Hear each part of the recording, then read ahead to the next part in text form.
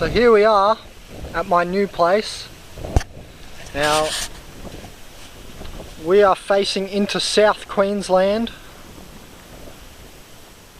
and right down in the gap at night I can see the Q1 building, and it's light, and the Q1 building is the tallest building in the Gold Coast, and that's way down there. So here's the view.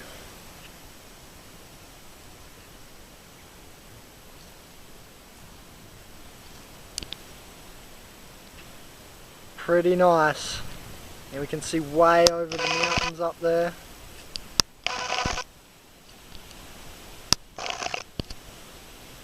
And that's the maximum zoom on my underwater camera.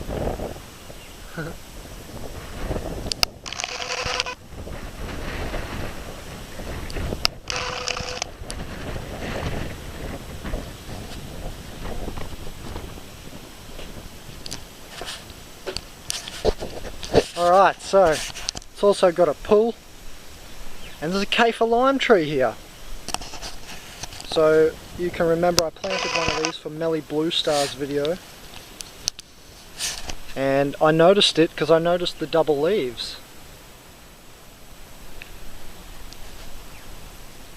And I asked, and yes, it's a kaffir lime tree, so you can eat these leaves, and you can watch Melly Blue Star's $30 Bandit to see the benefits of that.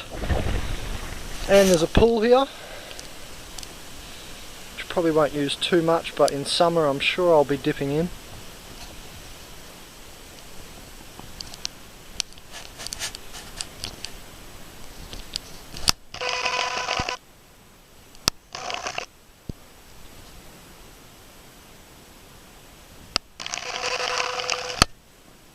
And I was just watching the eagles gliding before and doing my washing.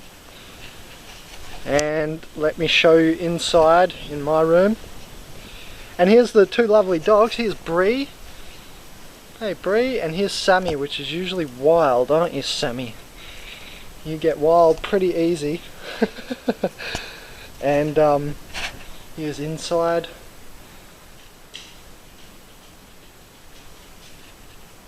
And here's my messy room. Still doing all my washing because I was just homeless for about 3 years, since the middle of 2010. And so it's really good to have a room again and just sorting out my stuff. And yeah, so there's the view, and I'm also going to show the view at night time. And so here's me, everyone. All nice and cut and shaven up. And I'm just going to take you right to the other side of the property here, so we can see as far as we can down towards the Gold Coast. I can see the buildings right in the distance, but I don't think the camera's good enough to pick it up. But right down there in the distance is where the Gold Coast is. And it's only about 10 minutes drive down the road to the beach, not down there, but just down to the local beach here. And yeah, I just wanted to thank everybody for their donations, which helped me to get into here. Otherwise I would have had a bit of a lack of money. The last couple of weeks people have been helping me out, and I'm really appreciative because now look, I've got a nice place to meditate, and I'm surrounded with beauty again, so I feel really good. And I just wanted to thank everybody for that, and you know, keep it up. I'm really into making the videos, I'm really into learning myself, and then everyone, teaching everyone, and everyone being able to grab something from the videos. So this one is for summer moon healing.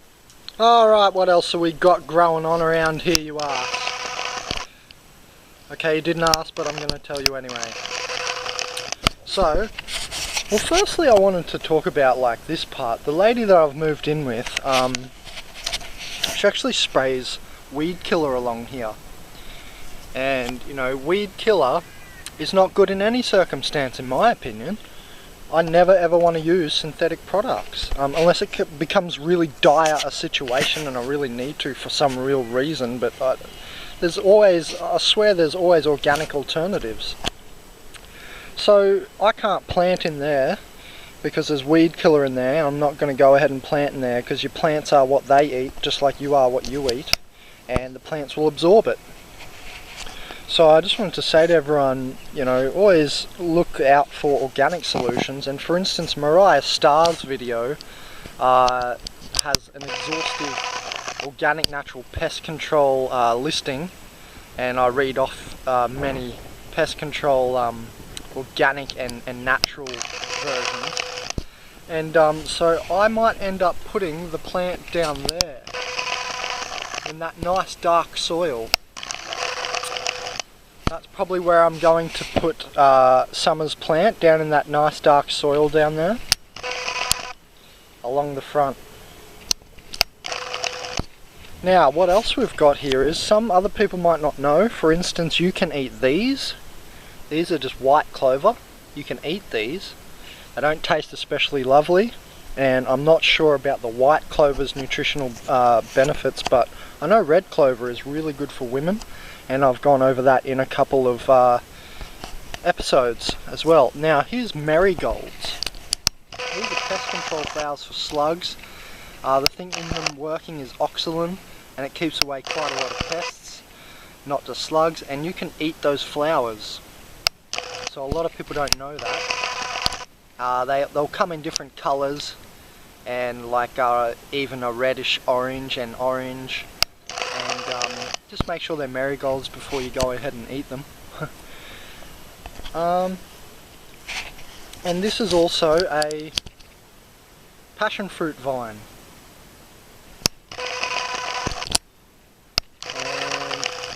You do not need a male and a female. You can just let the passion fruit vine grow.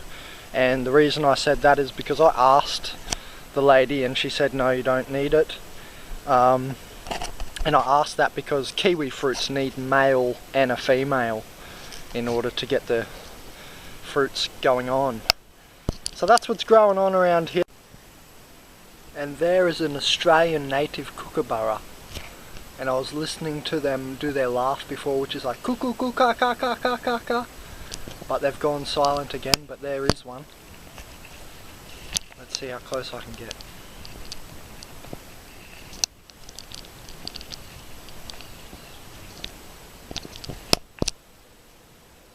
I don't know if you can hear that, but he's doing his song.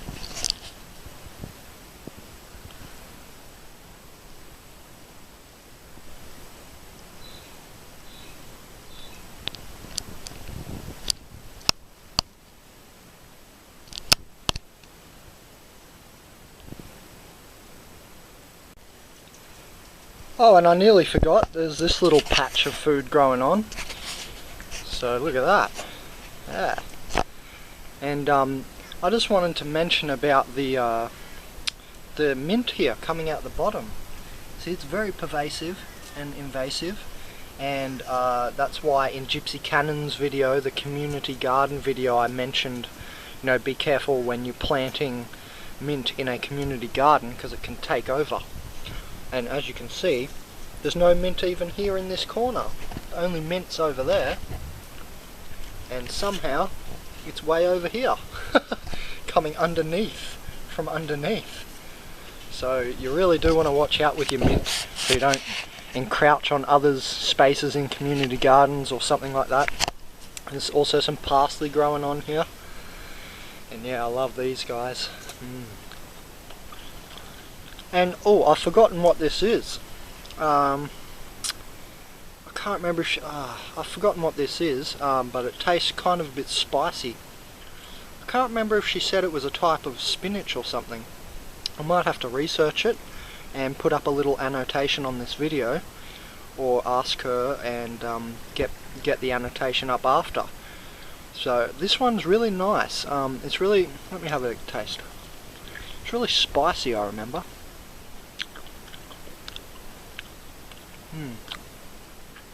Yeah, it's got a spice in it. And yeah, so there's another little patch, and all she did here was, you know, slam together bits of wood.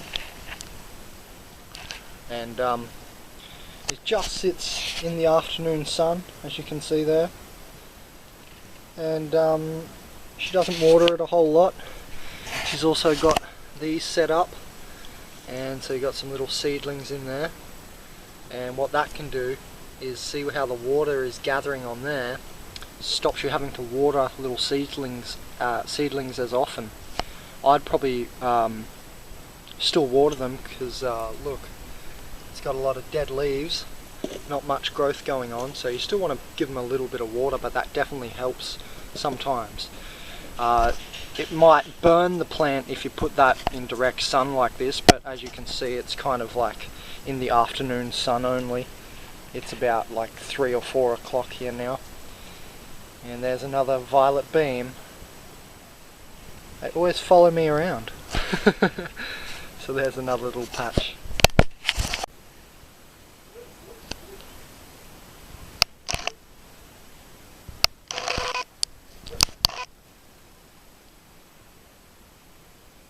Here's an Australian magpie, wandering around looking for some worms. Now, at an old house, when I first moved to the Gold Coast, I was actually over the back of this same hill. It's called Balambal Heights. And funny thing is, at this other house, we had this magpie and its kids come to the balcony, and this was in about 2008, 4 years ago or so.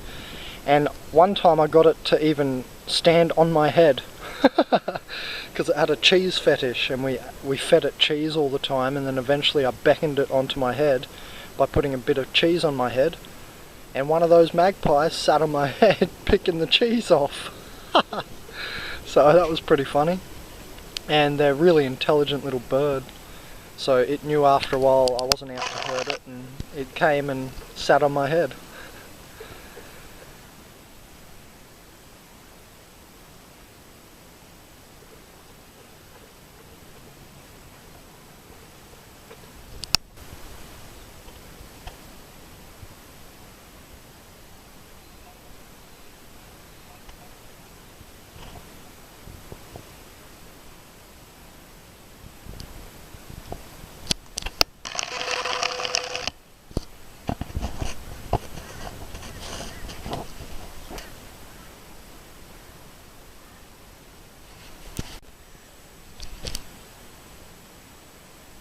And of course I was going to get the sunset. And there's a little spider hanging in, oh, there he goes, doing his work off there. Now this is actually the good time of day for sun gazing. Yes, looking directly at the sun. Now some might find looking directly at the sun a bit counterintuitive and think that their retinas might go blind. But actually they studied a guy called HRM at Johns Hopkins University, and he apparently doesn't eat solid food anymore. Since he was 12 he's been sun gazing. Now you can only do this in the last hour and the first hour of the sun, because the angle that it's penetrating through the atmosphere takes away basically all of the UV rays. And there it goes. And so in the last hour you can look directly at it basically. I don't really look directly at it all the time. There's some times that you'll see the shape and it won't hurt your eyes, and those times I do look directly at it. But just now it was a little bit strong, and so I'll just try and catch the rays in my eyes by not looking directly at it but near it.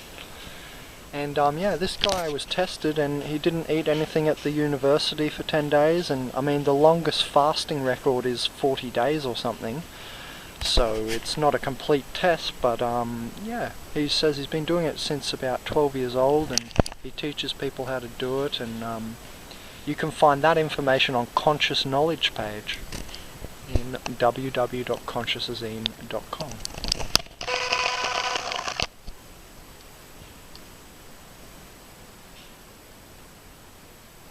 And we're looking towards the outback, Australia.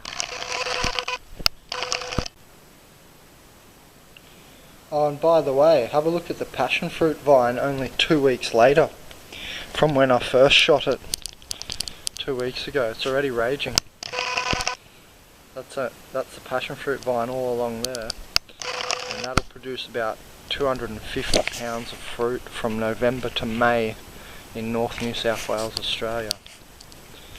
facing into Queensland. Interesting little bug here. It's a little stink bug, I think. No, actually this is not. I've never seen one of these.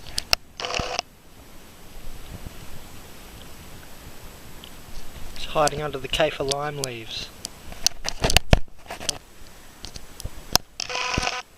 And here's the fog one morning really early. And the moon.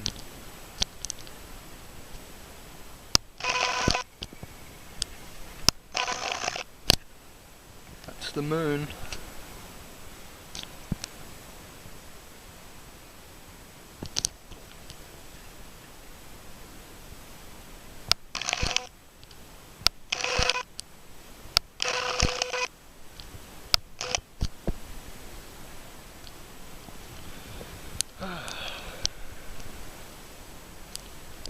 So this is what I call living at the end of history.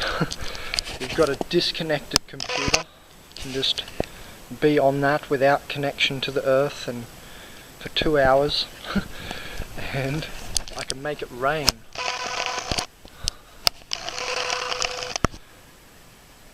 And with this view, and you can just meditate here. This is just stinking of end of history. No one around.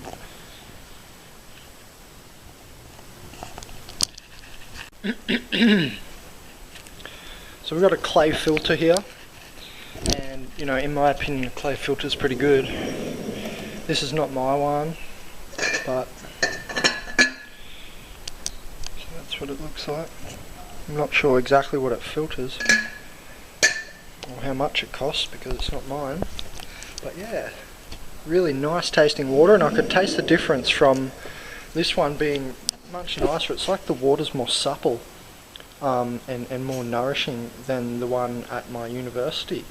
Like a tap filter, one of those little skinny black tip tap filters, and it's always not doing a good enough job. But yeah, this tastes really nice, this water, so that's good to have that, because you know, we eat a lot of healthy stuff, but water is the base because it's like the cleanser. Now on All Around Health page in consciousazine.com, I made a health page just attributed to All Around Health, and so I went over water, and one post on water I have there shows a scientist doing tests and showing you the filthiness of the municipal water, and it's quite filthy. And so I'm wondering what this filters out, because we're just putting tap water from there into there, or you could filter it first somewhere else and then put it in there as well, put it through there as well. But it's the base. So on the All Around Health page there's also this lady, and I forgot her name, she's from America, she's a black lady, African American, and she looks like really young, but she's like 71 or something, and she looks really young, and it's her secret. And in her secret there, it's just a little description under the video. It actually just says 1 gallon of water and fresh vegetables and fresh fruits daily, and then an hour of exercise. So I go surfing, so that's really good to do too. That's also on that page, and that's an amalgamative health form, and it's got a lot to do with movement, so it's kind of like yoga, meditation, and all this stuff in one when you go surfing. Also, it gives you the like earth heart resonance, and you're completely encroached in the water, so it's really calming. It's like you're in the womb. Yeah, and don't forget, you're always in Mother Nature's aura. We haven't even left the planet, so we're like in the womb. But yeah, it's really good to have the water. Clean water. So if you can't get really great food, I'd say go for really clean water, because it cleans you out. And you know, you're meant to drink, like, she drinks 1 gallon a day, and she just looks so young. And I also drink a lot of water, and because I've always been like athletic, but now I've realised it's really good for your health, and I've drunk even more. And I'll have eclectic teas with up to 20 teas in there, different types of teas, so it's nutritionally dense as well. And filtering with the wood and stuff. I drink through the wood with the tea, and like dandelion root and stuff. So I always try and filter the water as best as I can. And even you can make makeshift like filters along rivers. YouTube, that sort of stuff, I YouTube some of that, and you can actually get a pretty good result and get out a lot of harmful things and stuff if you know how to filter your water properly. And so it's the base, so it's really important to think about, and it's also, notice, one of the bases for the plants. You know, they all need a bit of water. Yeah, to strive to go as long as them without water though.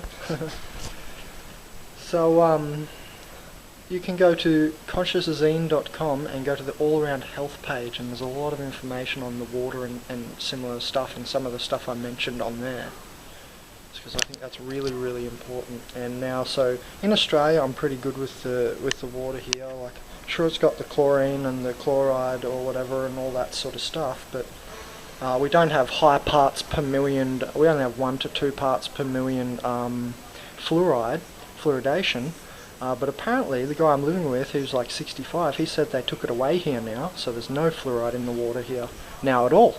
So I've got nice clean water with my clay filter here. You can tell it's filtered because it comes out real slow, so that's good. Not like extra slow, but like, you know, you can tell something's filtering.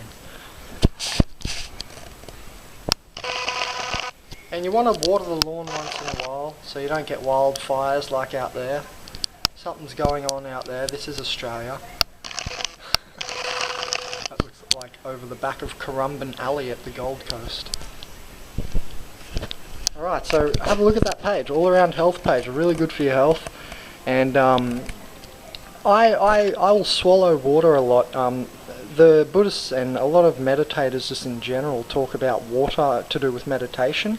One thing I heard was, you know, it's a conductor of electricity and it helps the electricity flow, so that helps unblock you. And then also, you know, it washes through the toxins as you're releasing it while you're meditating via energy releases and stuff. You know, you are making the cells do things in your body. You know, biology of perception. You're creating new neurochemical secretions and endocrine secretions and whatnot. So you want to clean the lymph system and etc. And so what do they say? You know, drink generally like 2 litres a day or something like that. But yeah, just on a hotter day you might need more, and on a cooler day you might need a little bit less. But it's a good idea to drink before, like if you feel you need to drink, if you feel like, I don't know, like heavy body energy, then you definitely need to drink, because you're most probably not hungry and you're more likely more thirsty, and you just need to circulate the energy. You can look up the microcosmic orbit, which is Mantak Chia instructed, and along the lines of a lot of Taoism, and I definitely agree with a lot in there, and I practice that a lot now, and it makes me feel a lot better, a lot clearer. Opens up your functional frontal channel. Not just, usually people go up the back of their spine, but you also bring it down the front. And you can throw the tantric Ankh method in there, hold your breath when you orgasm, and try and send it over your head, and that's like a fountain of youth. That's good too. So yeah, what a nice view. And think about your water and intake of fluids. I also put hibiscus in my tea, because the hibiscus sort of brings it all the flavours together and sort of milds out some of the, and masks some of the other flavours, and makes it nice and sweet, especially when the tea's warm. Oh, the hibiscus tastes amazing. It's got like a zing, high vibrational zing. So yeah. Oh, and this stuff's called Himalayan Soleil. I thought I may as well show you this now. A lot of people don't know about it that I've met. So this is Himalayan Soleil salt for drinking. Now, I take a little bit of this, like every day or two. It's really strong, and it's for remineralizing our bodies, because a lot of our food today is really deficient of minerals, and especially even our topsoil all around the world. So here's the little tomatoes I'm harvesting. Tastes really good, actually. I swear, the best tomato I've ever tasted. And tomatoes rich in niacin, which is something we can research, but the other day I found something on it, and you know, a lot of people are lacking a lot of niacin in their diet too. But there's the plant there, and Veronica, the lady that lives here, said it just sprung up. And you can see the production already. You just zoom in down there, a couple over there. And if you don't know, you can take the suckers and replant them. So I'm going to go have a look for a sucker. Don't eat that tomato. Okay, 1 second. Oh. Okay, so a sucker is one of these little fellas here. So off the main branch, so here we have the main branch, and here's, you know, here's the main stem, and here's a branch. Now in between the branch and the main stem, in the armpit, when they get a bit bigger, because that's not very large, wait for it to get like, you know, this large, and then pop it in some water, and I'm not sure if you need rooting hormone or what, but that's what you can replant, so you can actually propagate more tomato plants. So yeah, you're looking for up the stem and then in between, in the armpits, and you'll see them coming up here and there. Just wait till they're a bit bigger so you can pull them off. I did already pull one off, but I don't know what happened to it or where Veronica put it. But yeah, a few tomatoes coming on here. There's a decent sized one, and they actually taste really good. So if you don't know about that, yeah, here's another example. See, there's a sucker. So these suckers you can replant and they'll grow into a new tomato plant. Right there, in the armpit, you see there's the main stem and there's a branch. So that's the sucker there.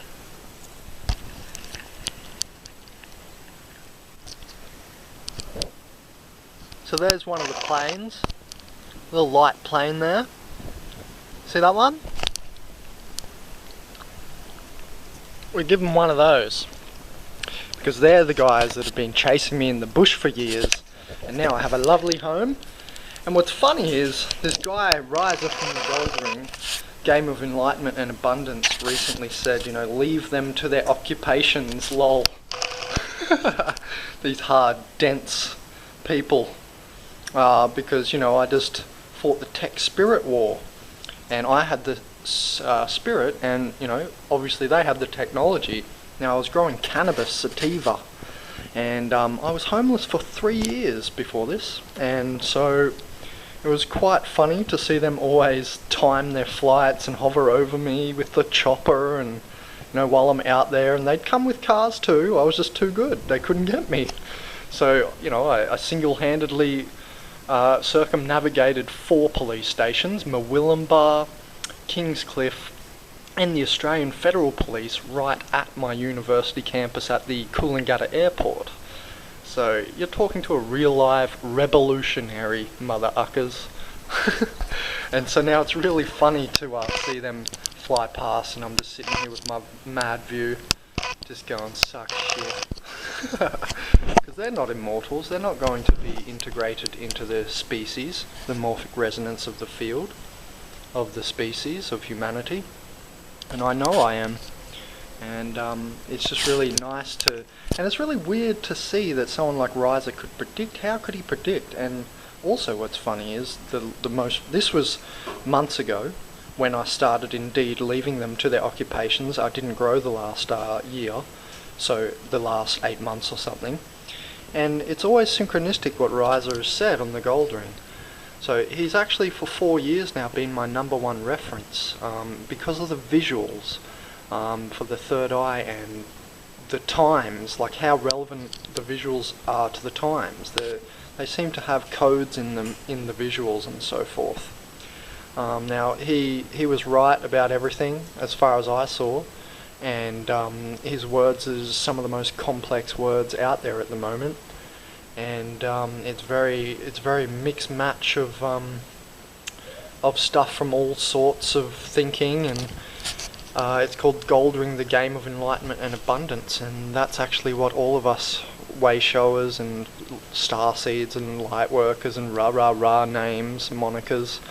A moniker is a title, so all these people with all these monikers like those, that's what we play. We play the Gold Ring, Game of Enlightenment and Abundance. Even if you haven't seen Rise's YouTube videos, you're playing it, and we're moving from reaction to creation as well.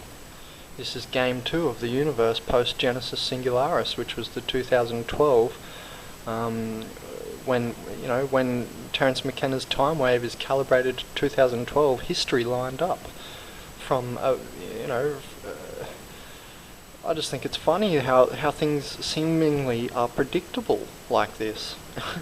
And I'm sure in the future we'll map out star charts much more complex than today's astrology with, say, that time wave of Terence McKenna's software and stuff like that, and like he said, it might be used as a navigational device, because time has many layers and densities, so his software there might become useful for time travel, so to speak, or yeah, like he said, in the dash of a time machine.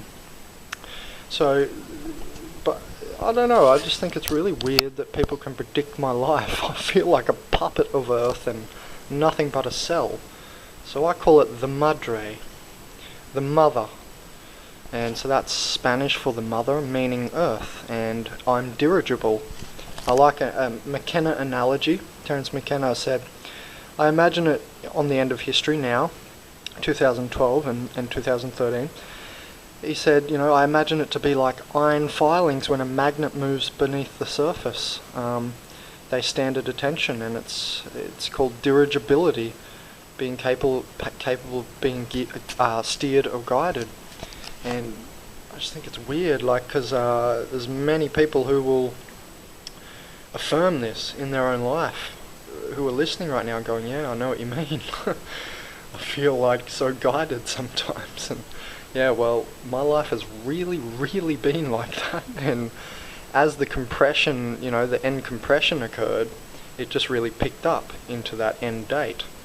Into the last cycles, as the cycles got smaller and smaller toward the Planck length, and into that end date there of the 21st of December 2012. And yeah, so the last thing Riser said, and that I found a video synchronistically on, was that about addictions, and so he seems to always be talking directly at me and at the perfect time. It's just really odd. And I'm discerning enough. It's not like I'm an airhead. I definitely research, I definitely discern, and yeah, I just want to leave this for the people of the future, so they know that there were others like them, and for everyone else who is like me, so they don't feel as alone. Because it can be hard, and you can have hard times, but I want to make everyone realize that the time wave, when it goes down, that's plunging deeper into novelty, remember? So it's like the stock market. When it goes down, you learn all the secrets. On the way up, everyone's like, shh, be quiet, we're making money. And I figured that out and learned that in the 2008-2009 GFC, Global Financial Crisis, when I invested money in there, which I've all spent by now in the year 2013. Otherwise I wouldn't be getting you guys to donate for $30 bandits. And yeah, so we're called the Way Showers, and we're here to, at the end of history, into the what I call the collapse into Earth, and Terence McKenna called history ends in green. We've got all this green tech, and we're going to have to turn green because we're just toxifying ourselves.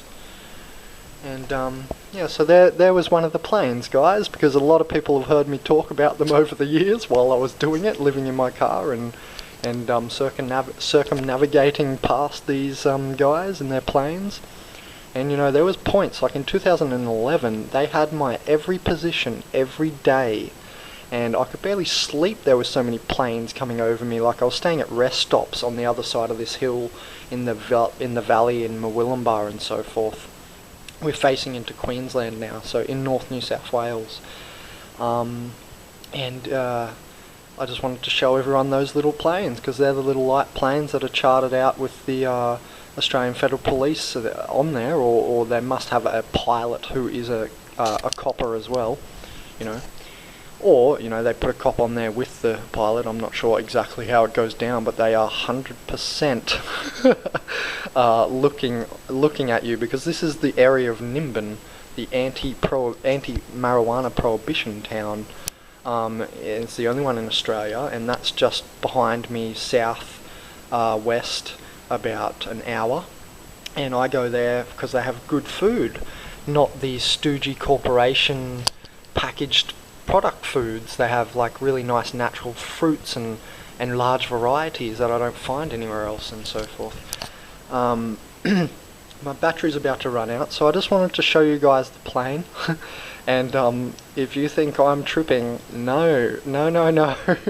It was the most intense part of my life, and I've wrote a lot about it, and I'll definitely publish it in my biography at some point in my life. And it's been really fun and exciting, but towards the end there it was getting really difficult, and yet again, synchronistically, I was saved by the Madre, and look at this beautiful place, and I'm very thankful. And so I just want to encourage everyone to go with the flow. And so history has ended in green, so go that way, grow your own food. I encourage you to become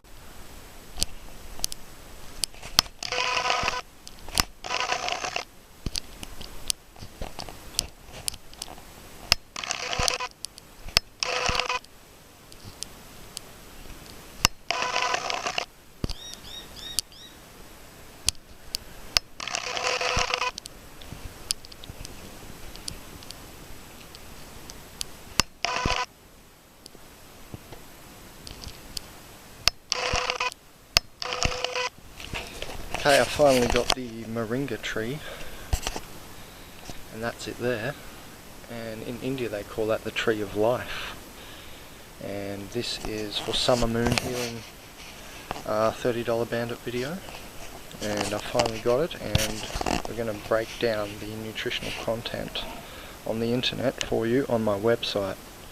And so I'm just leaving this here to root. Just cutting off a really large tree.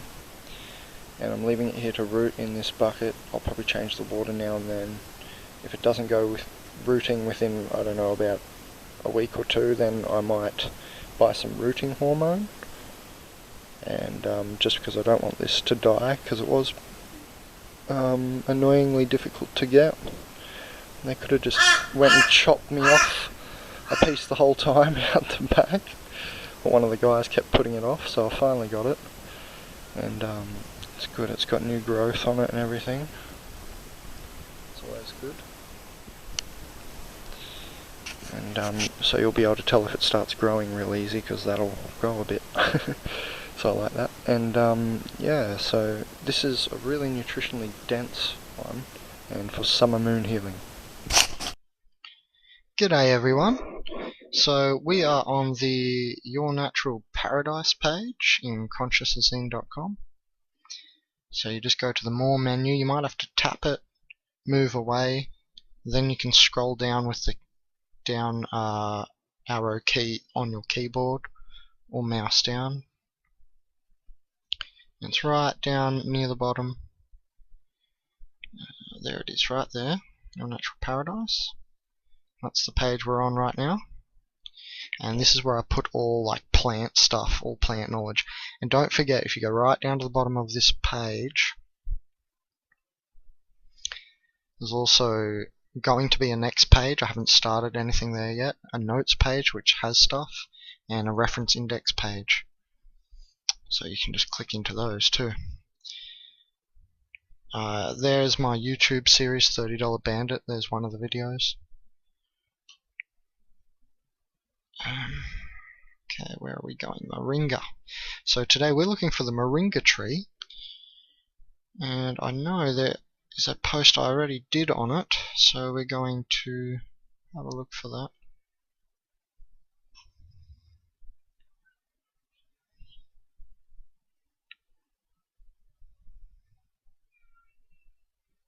Here we go.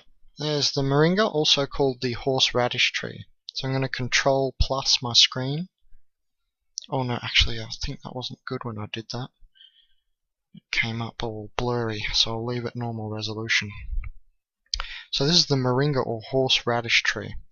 That's the one I just showed you. Now it grows quite large. The cutting they got me from Tropical Fruit World Australia, it came off a really large tree. How big was it? Probably 10 meters or whatever, you know, by really big branches and so on. Okay, so the flowers are edible when cooked and are said to taste like mushrooms. I forgot that. The bark, sap, roots, leaves, seeds, oil, and flowers are used in traditional medicine in several countries. So this is from Wikipedia, so you can click into all this stuff. So here we go. Seed oil. Mature seeds yield 38 to 40% edible oil. That's really good. Called Ben oil. From, let's have a look at what Ben oil is all about. So, okay, oleic acid, palmitic acid, stearic acid, behenic acid. Nice one. Okay, high quantity of behenic acid. Let's quickly go to that one. This is why I like the internet, because you can just click to a whole new page. That's why I don't read books anymore. Carbolic acid and fatty acids. Okay. Right. Let's go with the properties and uses. So it's moisturizing, lubricating oil. Okay. Full polishes and stuff. It's in humans. Okay, so behenic acid is a cholesterol-raising saturated fatty acid in humans. Okay, that's not something I knew. Oleic acid I thought was good for you though. It's probably good for you still though. It's not in too large quantities. Fatty acids, it's naturally various animal, vegetable fats and oils, which you do need. Omega-9. Okay, so it's omega-9 classified fatty acid. So we do also need those. Everyone knows about omega-3 for the brain. So there.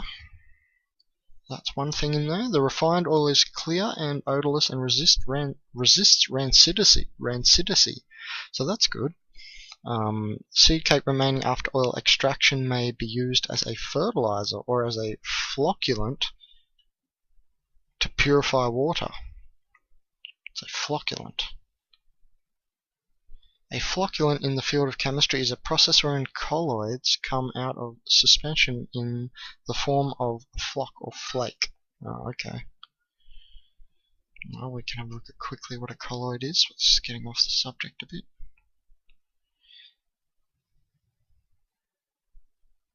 Just a colloid is a substance microscopically dispersed throughout another substance.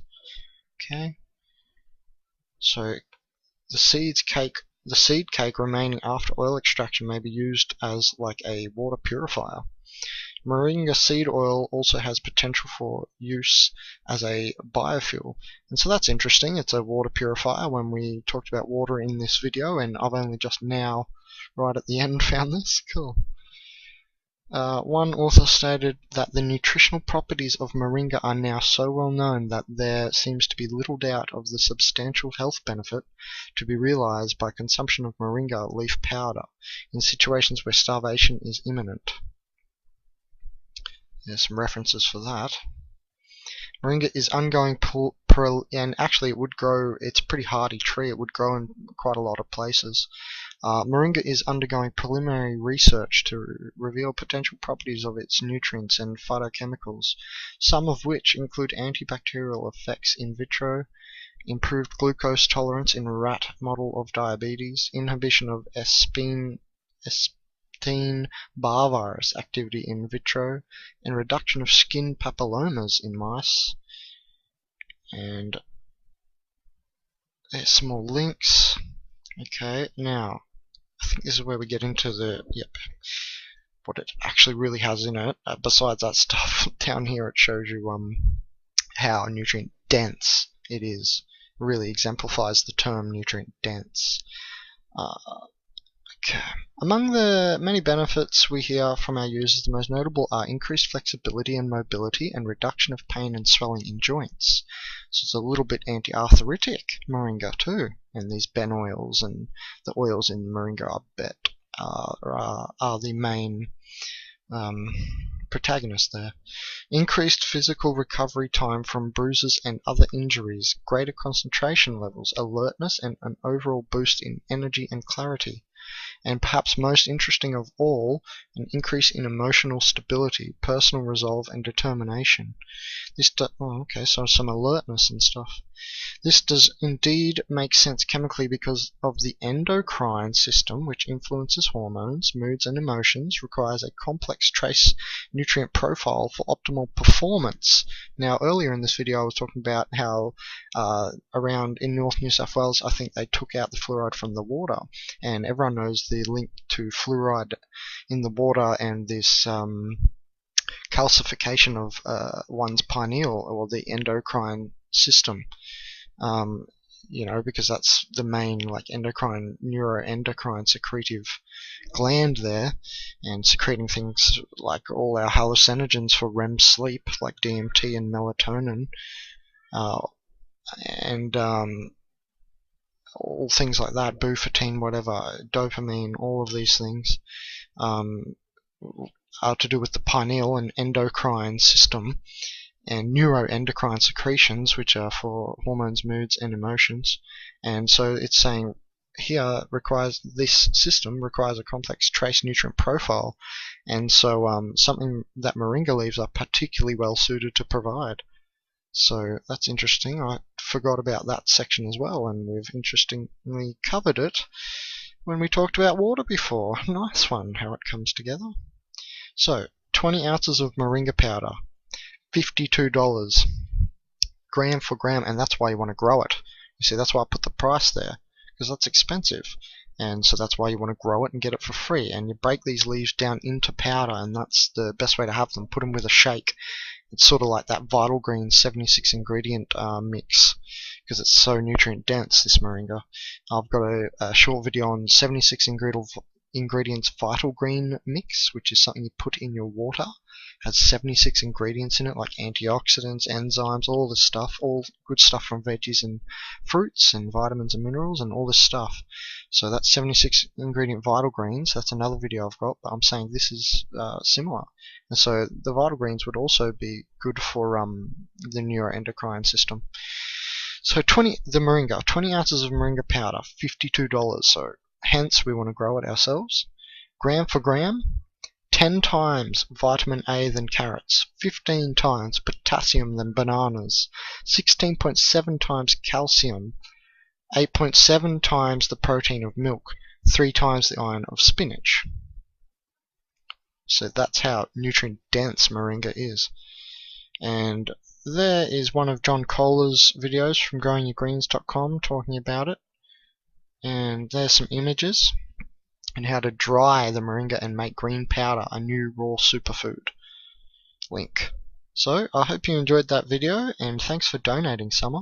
And I really encourage Summer and all the rest of you really to try and find this moringa tree, try and get a cutting for yourself and grow it for yourself, because as you can see it's pretty expensive and yet really nutrient dense. So I mean, you can replace your banana a bit there, and so on. And I mean, you don't need much of it, so that's what you're looking to do.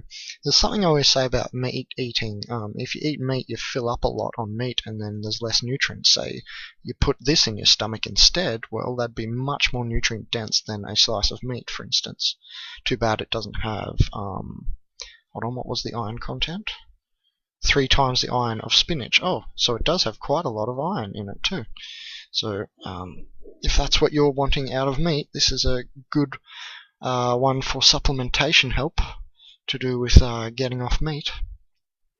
So I hope everyone enjoyed that video and you learnt a lot, and look out for the other videos that I mentioned in this one, and you should visit the other pages I mentioned in this video as well to get the all-around feel and ideology of what I'm saying here, and to be able to fully use this moringa horseradish tree. And also the stuff on the all-around health page about the water is very important, I feel.